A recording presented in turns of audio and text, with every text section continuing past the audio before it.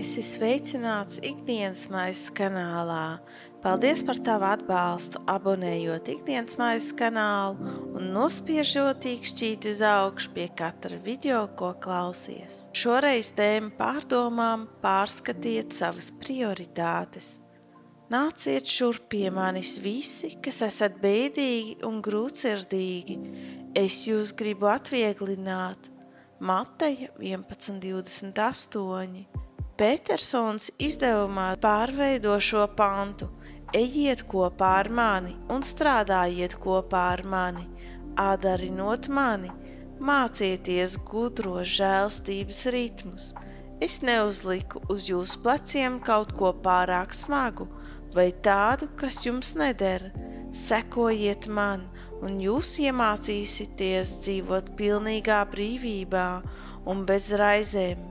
Jēzus aicina mūs savā tuvībā, un tas prasa viņa pastāvīgu klātbūtni mūsos. Mums ir jādod visa vieta savā sirdī.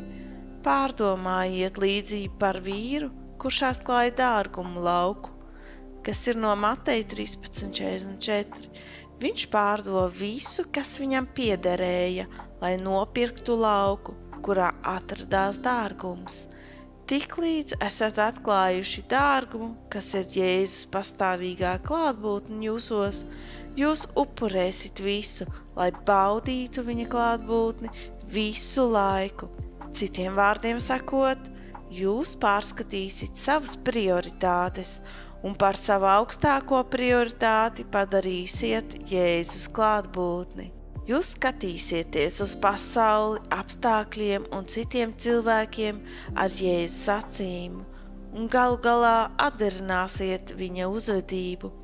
Piemēram, šie trokšņainie kaimiņi, kas jūs kaitināja, jūs redzēsiet kā pazudušas avis, kurām vajadzīga jūsu līdzjūtība. Rīkojieties saskaņā ar šo jauno redzes veidu. Jūs sāksit rīkoties kā Jēzus.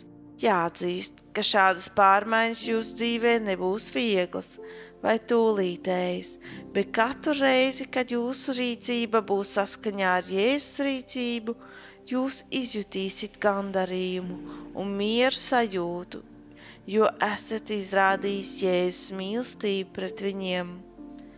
Vai kādas jūsu dzīves jomas esat paturējuši tikai sev?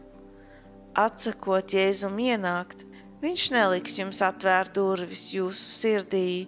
Viņš ir pārāk lēnprātīgs un pazemīgs, lai to darītu, bet jūs palaidīsit garām svētības, ko viņš bija iecerējis jums dot. Tavs vārds šai dienā ir: pārdomā savas prioritātes.